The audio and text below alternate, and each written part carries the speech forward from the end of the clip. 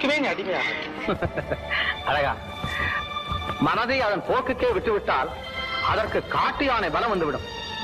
ஆரம்பத்திலே கட்டுப்படுத்தி விட்டால் நம் ஏவலாளாக மாறிவிடும். மருத்துவர் ஐயா, யோசனை பண்ணாதீங்க, தயவு செய்து காப்பாத்துங்க. பயப்படாதீர்கள்.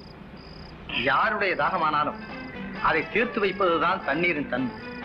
மருத்துவரும் அப்படித்தான் நண்பர்களே. என்ன வேலை செய்யுது? அவனே அடி காப்பாத்துன? அவனும் மனுஷன் தானே.